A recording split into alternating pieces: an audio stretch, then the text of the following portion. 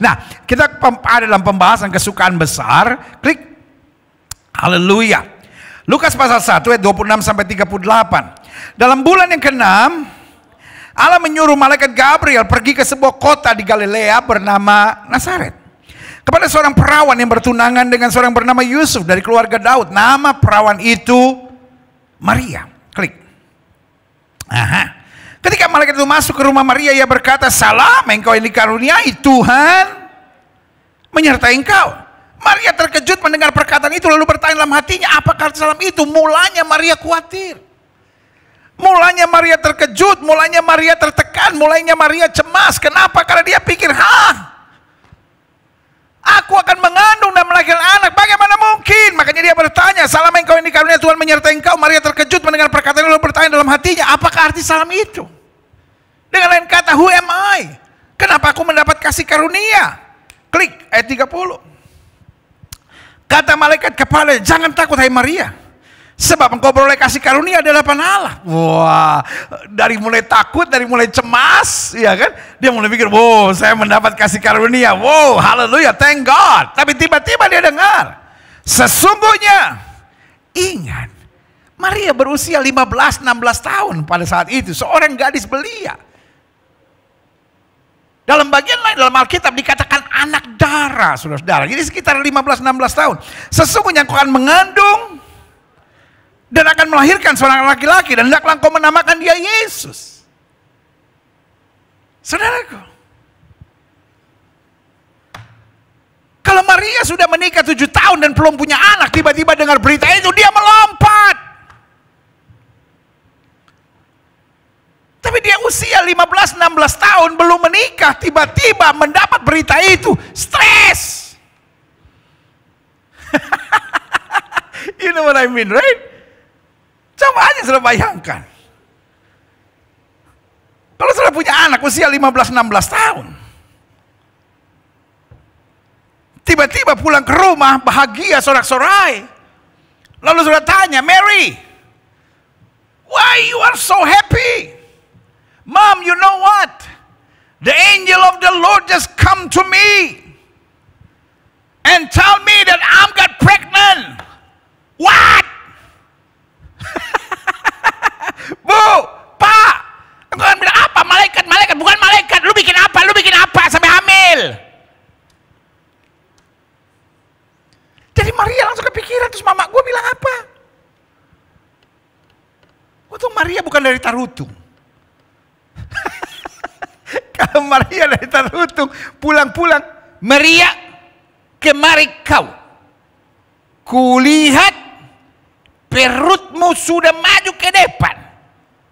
Kau buat apa sama Yusuf itu?" Hei, kalau Maria orang Tondano habis sama DP. Jangankan sama DP mama, sama DP tetangga so sakit sekali, ya kan? Siapa tuh Maria? Aduh, dia puru, aduh kasihan. Jangan. Tahu dong orang Manado, Carlota sekali. Saudara kasih Allah Tuhan. Maria cemas, udah mulai bahagia. Tiba-tiba dia dengar kabar, sesungguhnya engkau akan mengandung dan akan melahirkan seorang laki-laki, dan hendaklah engkau menamakan dia Yesus. Klik. Ia akan menjadi besar, akan disebut anak Allah yang maha tinggi. Ingat ya, dia bukan anaknya Allah, tapi dia akan disebut. Berarti dia Allah sendiri, firman yang menjadi sama dengan manusia. Orang-orang yang gak mengerti suka mengejek kekristenan, berkata, Allahnya orang Kristen beranak. Yang beranak bukan Allah, yang beranak itu Maria. Kok dipelihara, saudara-saudara. Ayat ini menjelaskan posisi Yesus. Dia adalah firman yang menjadi sama dengan manusia, tetapi akan disebut. Be called, will be called, akan disebut. Jadi Allah beranak enggak? Enggak. Yang beranak siapa? Maria. Kalau Oon jangan dipelihara, saudara-saudara. On dipelihara, nyerang ke Kristenan, tahu juga enggak, saudara-saudara, ya kan? Jadi jelas. Orang Kristen tidak percaya Allahnya beranak. Hello? Catat, rekam baik-baik.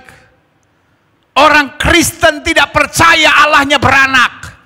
Tapi orang Kristen percaya Allahnya dahsyat dan luar biasa, dapat mengosongkan diri menjadi sama dengan manusia, firman-Nya menjadi sama dengan manusia, dan karena kedahsyatan dan kuasanya dia disebut anak Allah yang maha tinggi. Yang setuju berikan tepuk tangan, yang meriah buat Tuhan, haleluya. Dia akan menjadi besar dan akan disebut anak Allah yang maha tinggi. Dan Tuhan Allah akan mengaruniakan kepada tahta Daud bapa leluhurnya, dan ia akan menjadi raja atas kaum keturunan Yakub sampai selama-lamanya, dan kerajaannya tidak akan berkesudahan. Makanya dia disebut raja yang kekal. Dia disebut raja damai, penasehat yang ajaib, Bapa yang kekal, Allah yang perkasa, kata Alkitab. Klik. Kata Maria kepada malaikat itu, bagaimana hal itu mungkin terjadi karena aku belum bersuami? Dia mulai panik lagi, mulai stres lagi. Ayat 35. Jawab malaikat itu kepadanya, Roh Kudus akan turun atasmu, dan kuasa Allah Maha Tinggi akan menaungi engkau. Sebab itu anak yang akan kau lahirkan itu akan disebut, kembali, akan disebut, will be called. Jadi Yesus anak Allah bukan keadaan, tapi Yesus anak Allah adalah penyebutan. Karena dia adalah Allah sendiri yang mengosongkan diri menjadi sama dengan manusia. Firman-Nya menjadi sama dengan manusia. Jelas ya? Saya harap bodoknya saudara jangan terus dipelihara. Ya. Oh, berarti Yesus lebih rendah daripada Allah. Bodok. Berarti Allah dan Yesus, Allah adalah Yesus, Yesus adalah Allah. Bingung lagi. Siapa Yesus? Yesus adalah firman yang menjadi sama dengan manusia. Siapa Yesus? Allah yang mengosongkan diri menjadi sama dengan manusia disebut anak Allah. Jadi nggak ada sesuatu yang membingungkan, kecuali kalau memang otak saudara itu otak yang sudah dihamiri oleh kebencian. Tapi kalau otak saudara memang mau terbuka untuk kebenaran, sangat mudah. Allah menjadi sama dengan manusia, Allah mengosongkan diri. When we call him God, nothing is impossible for him. Kalau saya menyebut dia Allah, tidak ada yang sukar buat dia, segala sesuatu mungkin. Allah mau jadi sama dengan manusia, bisa. Yang pasti tujuannya untuk apa? Kenapa dia perlu jadi sama manusia? Karena there is no other way. Gak ada jalan lain untuk keselamatan manusia kecuali dia datang sendiri. Kan agama tidak bisa menyelamatkan. Amal, ibadah, perbuatan baik gak bisa menyelamatkan. Nabi dan Rasul gak bisa menyelamatkan. Makanya Alkitab jelas bilang, bukan kamu yang memilih aku, tapi aku yang memilih kamu. Di dalam Kristus kita punya kepastian keselamatan yang kekal. Yang setuju berikan tepuk tangan yang meriah buat Tuhan. Haleluya. Natal adalah sesuatu yang membahagiakan buat kita. Kenapa? Karena kita mengerti posisi Kristus.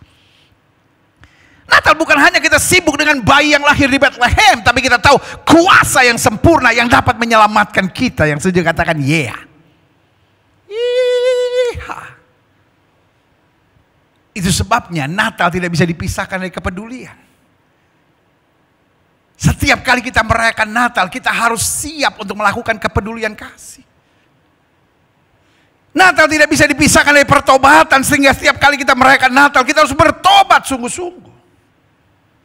Yang lama sudah berlalu, yang baru sudah terbit.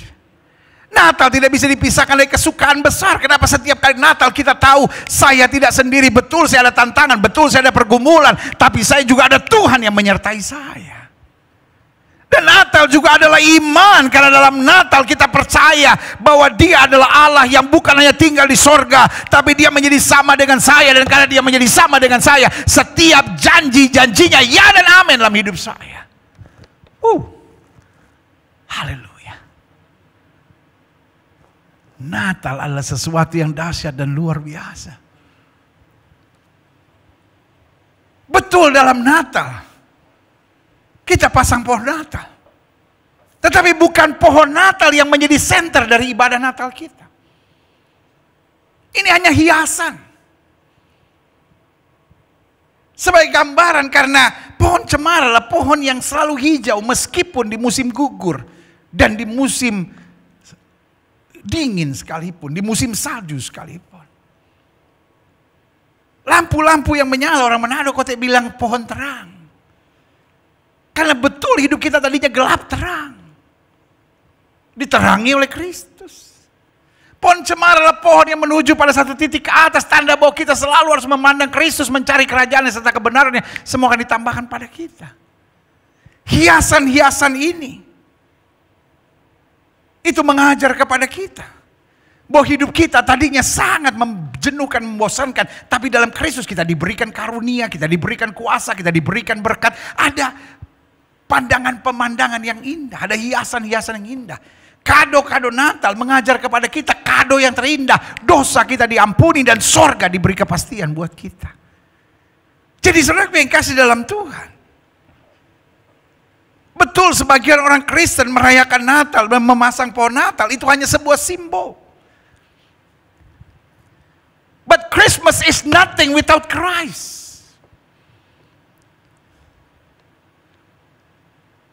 Natal tidak ada artinya tanpa Kristus. Kalau orang hanya fokus pada beli baju baru, Natal hanya fokus pada perayaannya, saya mau beritahu, you miss the heart of Christmas. Itu sebabnya buat kita anak-anak Tuhan Yesus, meskipun kita nggak bisa ke gereja, meskipun ada pandemi, itu tidak mengurangi sukacita dan kebanggaan Natal kita. Karena Natal mengajar kepada kita kedahsyatan Allah yang luar biasa.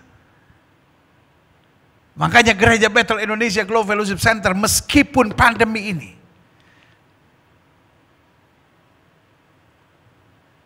bukan berarti kita tidak berbuat apa-apa di Natal. Tetap sepanjang minggu yang saya sebut The Week of Great Joy, setiap hari Senin, Selasa, Rabu terus sampai Natal kita berbagi 2.500 paket Natal kita siapkan untuk mereka yang membutuhkan.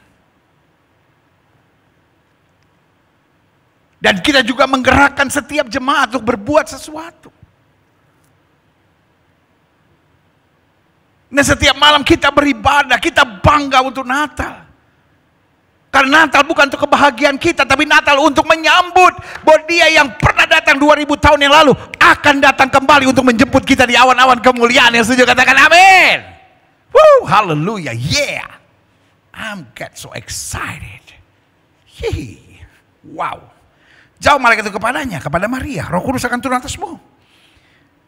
Dan kuasa Allah yang Maha Tinggi akan menaungi engkau, sebab itu anak yang akan kau lahirkan itu akan disebut kudus, anak Allah.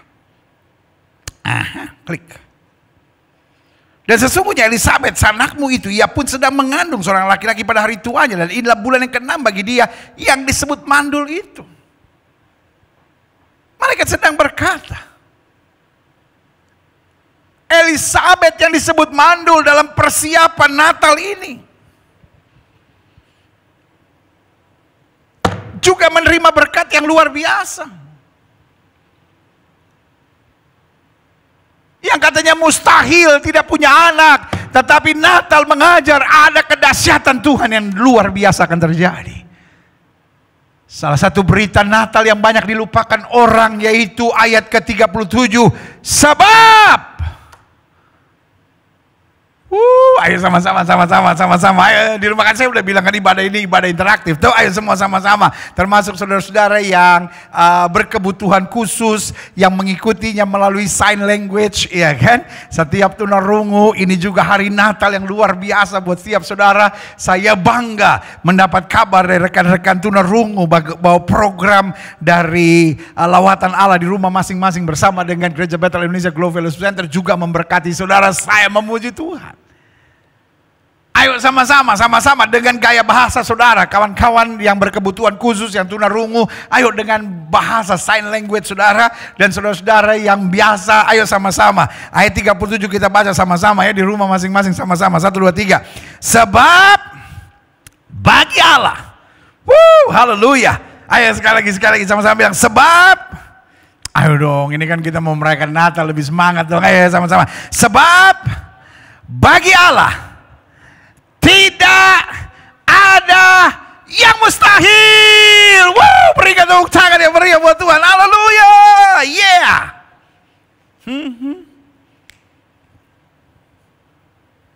Berita Natal bagi Allah tidak ada perkara yang mustahil, karena Dia anak Allah yang maha tinggi. Dia Allah yang menjadi sama dengan manusia. Namanya disebut orang Immanuel, ayat 38. Klik. Kata Maria. Haleluya. Ini yang saya bilang kesukaan besar. Dari takut, senang, stres, lalu diakhiri dengan kebanggaan yang luar biasa meskipun belum mengerti. Tapi inilah kesukaan besar Maria untuk dapat berkata, sesungguhnya aku ini Allah hamba Tuhan. Jadilah padaku menurut perkataanmu ini. Lalu malaikat itu meninggalkan dia. Wow. Saudaraku yang kasih dalam Tuhan.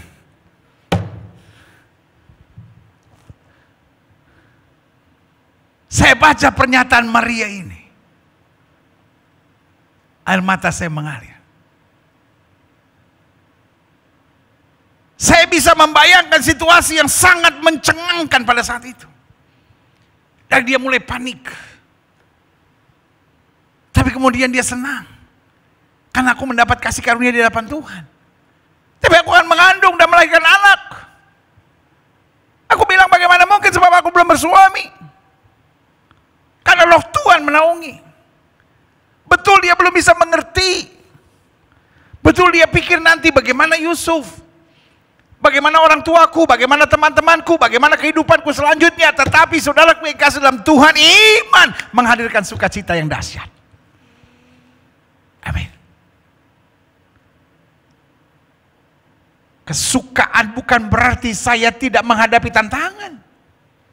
Mungkin sudah menatap saya dan berkata, pendeta, mungkin pendeta boleh ngalamin kesukaan besar, tapi saya tidak. Saya ada masalah di keluarga. Mungkin sudah menatap saya dan berkata, salah seorang dari keluarga kami meninggal karena COVID. Sebagian sudah lagi menatap saya dan berkata, orang tua saya pendeta diberhentikan dalam pekerjaan karena situasi pandemi hari-hari ini. Sebagian sudah berkata, kami sedang dalam kesulitan ekonomi. Lepas dari apapun, Maria dalam berbagai tekanan yang memiliki kesukaan besar. Dan biarlah Natal ini seperti Maria, setiap kita dapat berkata, sesungguhnya aku ini adalah hamba Tuhan. Amin. Kesukaan besar kita bahwa Tuhan yang dahsyat, Tuhan yang sempurna, Tuhan yang luar biasa, Tuhan Raja yang kekal mau memilih kita menjadi hamba-hamba Tuhan. Ya, tapi kan saya kan gak khotbah pendeta, saya kan gak main pujian, saya kan gak main musik di gereja. Hamba Tuhan bukan orang yang terlibat dalam pelayanan gereja saja. Ada banyak orang yang terlibat dalam pelayanan gereja, belum tentu dia hamba Tuhan. Ada banyak guru sekolah minggu tapi berselingkuh, berzina, pacaran, lakukan hubungan seks sebelum nikah. Itu saya beri nama bukan hamba Tuhan. Itu saya sebut kambing yang berbulu domba. Kalau orang pelayanan-pelayanan tapi ujung-ujungnya hanya mencari kesenangan sesaat. Orang pelayanan-pelayanan tapi selingkuh. Orang pelayanan-pelayanan tapi tetap narkoba. Orang pelayanan-pelayanan tetapi tetap lakukan hubungan seks sebelum nikah. Orang pelayanan-pelayanan tapi ganggu istri orang, ganggu suami orang. Saya beri nama kambing berbulu domba. Untung saya nggak bilang serigala berbulu domba, cuma kambing, saudara.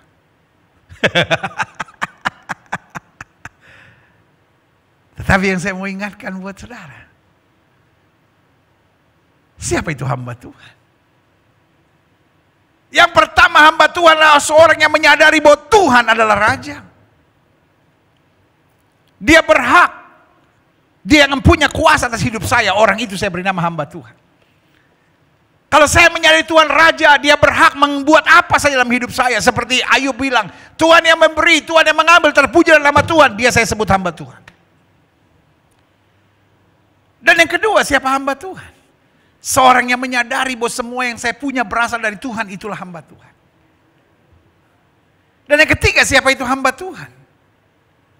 Seorang yang menyadari bahwa saya tidak bisa berbuat apa-apa tanpa Tuhan. Orang itu saya beri nama hamba Tuhan. Jadi kalau saya menyadari dia raja yang kekal yang berhak mengatur apa saja dalam hidup saya.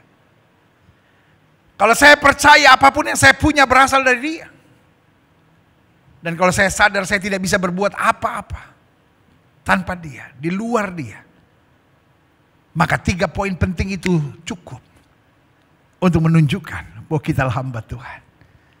Makanya Maria menghadapi tantangan apapun, dia simpulkan dengan satu keputusan penuh kesukaan besar. Bahwa sesungguhnya aku ini hamba Tuhan. Jadilah padaku menurut perkataanmu itu. Amin. Haleluya. Klik. Jadi saya simpulkan begini, Natal tidak dapat dipisahkan dari kesukaan besar. Apakah ada orang yang merayakan Natal dengan air mata? Ada. Apakah ada orang merayakan Natal ditinggalkan suaminya? Ada. Apakah ada orang merayakan Natal dan kehilangan orang-orang dicintainya? Ada. Tapi Natal tetap ada kesukaan besar. Karena dalam Natal kita tahu apa yang Tuhan sudah sediakan buat kita. Dalam Natal kita tahu apa jalan keluar yang ada di depan kita. Dan dalam Natal kita mengerti hanya yang terbaik yang Tuhan pasti sediakan buat kita. Yang setuju katakan haleluya. Amin. Nah, saya pelajari. Klik. Orang yang merayakan Natal adalah orang yang bersuka. Bersuka bukan karena nggak ada masalah, bersuka bukan karena tidak dikhianati, bersuka bukan karena tidak ada tantangan, bersuka bukan karena tidak menghadapi hal-hal yang menyakitkan. Tapi kita bersuka karena dia hadir sebagai Allah Immanuel. Artinya meskipun saya dikhianati, Allah Immanuel menguatkan saya. Meskipun saya menghadapi badai, Allah Immanuel menuntun saya. Meskipun saya menghadapi hal-hal yang menyakitkan, Allah Immanuel memberi penghiburan buat saya. Namanya akan disebutkan orang Immanuel. Dia penasihat yang ajaib. Dia Allah yang perkasa. Dia Bapa yang kekal. Dia Raja Damai. Haleluya. Klik. Saya pelajari sebagai Allah Immanuel. Kita memiliki pengharapan. Apa pengharapan kita? Bahwa Tuhan tidak pernah berikan pencobaan lebih daripada kemampuan anak-anaknya. Apa pengharapan kita? 1.000 boleh rebah di sisi kiri kita, 10.000 boleh rebah di sisi kanan kita, itu tidak akan menimpa kita. Apa pengharapan kita? Selama kita tidak milik ke kiri maupun milik kanan, hidup kita akan diberkati, kita tidak akan turun tapi naik, tidak akan menjadi ekor tapi menjadi kepala. Apa pengharapan kita? 1 orang bertobat, seluruh rumah tangga diselamatkan. Apa pengharapan kita? Bahwa orang yang berharap kepada Tuhan tidak pernah akan dipermalukannya. Apa pengharapan kita? Bahwa tidak ada yang bisa memisahkan kita dari kasih Kristus. Ketelanjangan kah, pedang kah, malapetaka, mara bahaya. Tidak bisa. Karena di dalam Kristus kita lebih daripada orang-orang yang menang. Yang setuju katakan haleluya. Jadi orang yang merayakan Natal adalah orang yang bersuka. Karena dia hadir sebagai Allah Immanuel. Dan karena dia hadir sebagai Allah Immanuel, yang pertama kita memiliki pengharapan. Yang kedua, karena dia hadir sebagai Allah Immanuel, kita memiliki kekuatan. Seorang anak darah berusia 15-16 tahun tiba-tiba harus mengandung. Dibully, dicemooh, dihina, ditertawakan orang. Nggak nyangka ya Maria ya. Aduh, kelihatannya kayak anak baik-baik. Tiba-tiba bunse. Bunting.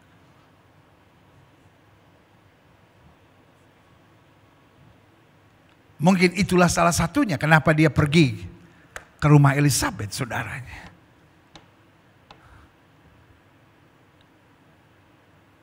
Untuk sementara mencari tempat yang aman. Tapi waktunya tidak lama. Kemudian dia harus pergi dengan banyak-banyak orang dari utara menuju ke Bethlehem. Saya tidak bisa bayangkan. Sementara di perjalanan semua orang bilang, mereka itu belum nikah. Udah hamil duluan, DP-nya udah jelas. Tidak gampang.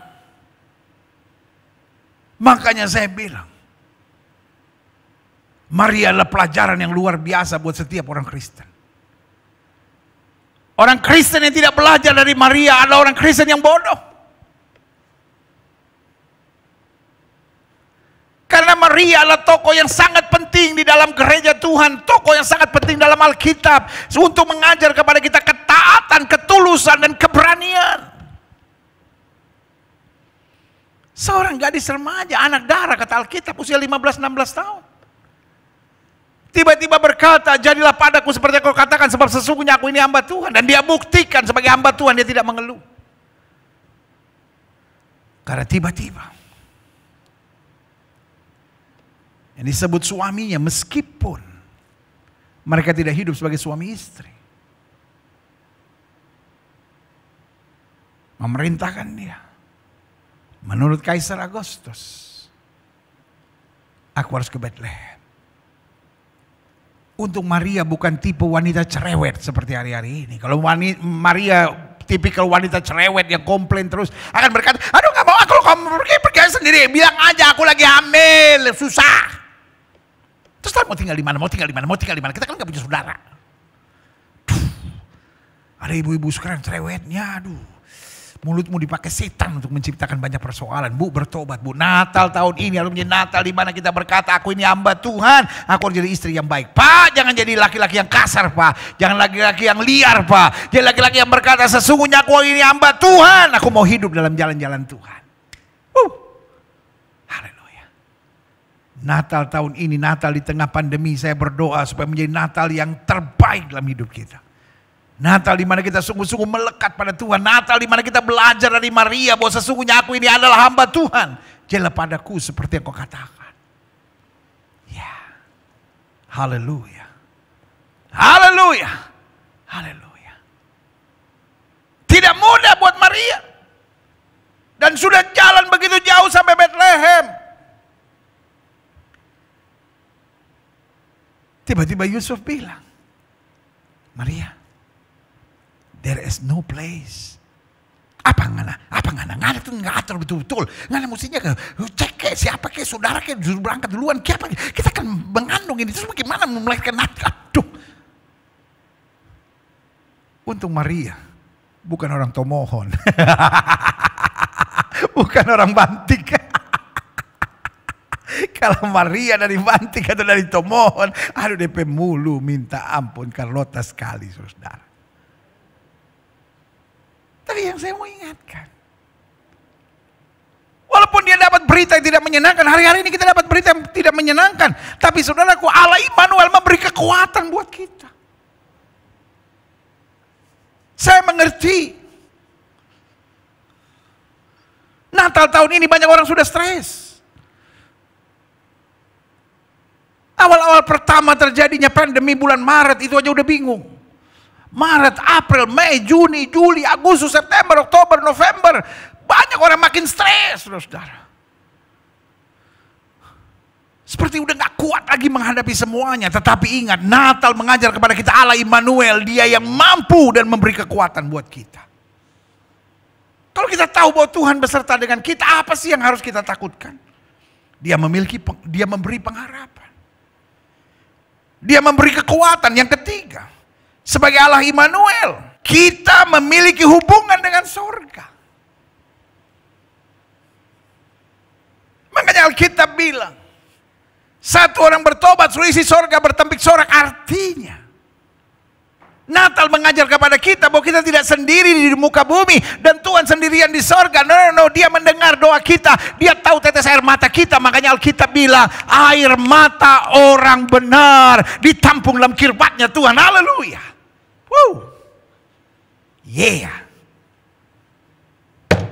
Natal mengajar kepada kita. Waktu saya lipat tangan, saya berbisik kepada Tuhan. Sorga mendengarnya. Siapa yang hadir dalam hidup Maria? Malaikat di sorga. Siapa yang hadir dalam hidup Yusuf waktu Yusuf bingung? Malaikat di sorga. Siapa yang hadir di hadapan orang-orang Majus ketika mereka diancam dan bahkan mereka mau dicelakakan oleh Herodes? Malaikat Tuhan. Dan siapa yang memberi penghiburan buat gembala-gembala di padang ketika mereka ketakutan? malaikat Tuhan. Bahkan ada kor besar dari malaikat Tuhan yang bernyanyi, kemuliaan bagi Allah di tempat yang maha tinggi, dan damai sejahtera di bumi di antara manusia yang berkenan kepadanya. Artinya, Allah Immanuel membawa hubungan kita dan sorga menjadi dekat. Sorga mengerti tetesan air matamu. Dan kalau sorga mengerti, bukan berarti sorga hanya diam.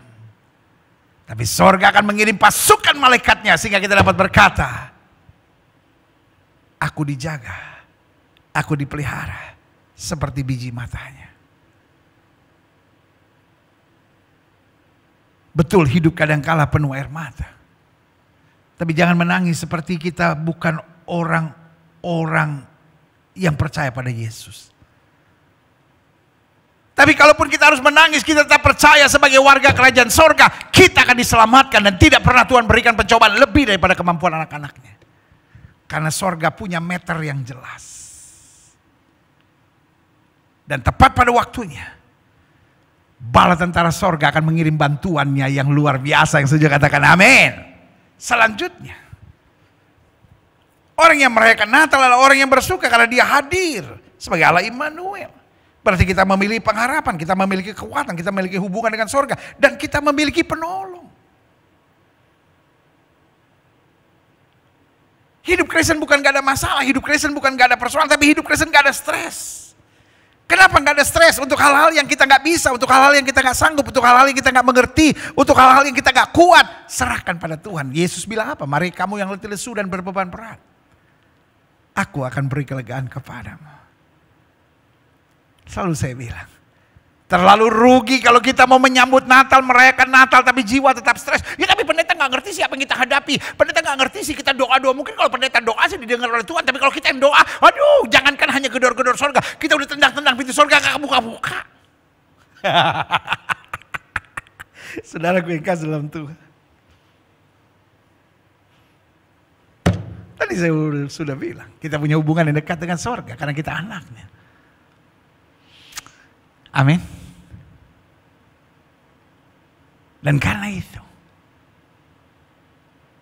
dia pasti beri pertolongan. Pertanyaannya, kita mau punya iman gak? Pertanyaannya, kita mau berserah gak? Natal tanpa iman hanya menjadikan itu perayaan biasa. Tapi Natal dengan iman akan menuntun kita pada perubahan dan kemuliaan yang sempurna. Natal saatnya kita mempertanyakan, sudahkah saya punya iman? Iman untuk meyakini bahwa Tuhan pasti tolong. Iman untuk meyakini bahwa saya tidak perlu khawatir. Iman untuk meyakini bahwa saya tidak perlu balas yang jahat dengan yang jahat. Iman untuk saya meyakini saya harus mengampuni. Dan saya harus hidup dengan keyakinan bahwa Dia tidak pernah mempermalukan orang yang berharap kepadanya. Yang setuju katakan haleluya. Klik. Saya simpulkan Maria mendapat kesukaan besar. Satu, kesukaan besar yang tidak terlepas dari masalah dan persoalan. Masalah dan persoalan tidak boleh membunuh iman kita. Masalah dan persoalan tidak boleh membunuh kasih kita kepada orang lain. Masalah dan persoalan tidak boleh membunuh semangat kita untuk berbagi dan jadi berkat. Masalah dan persoalan tidak boleh membunuh semangat kita untuk mengabarkan Injil. Mentuntaskan amanat agung. Jangan berkata, ya bagaimana saya bisa mengabarkan Injil pendeta, saya juga lagi ada masalah. Saudara gue kasih dalam Tuhan, Maria mendapat kesukaan besar meskipun di tengah masalah dan persoalan. Jadi apapun masalah dan persoalan kita,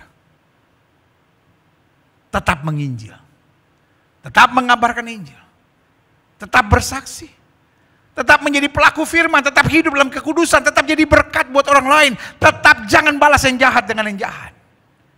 Makanya Yusuf belajar, Yusuf bilang apa? Manusia boleh mereka-rekakan yang jahat, Allah mereka-rekakannya untuk kebaikan.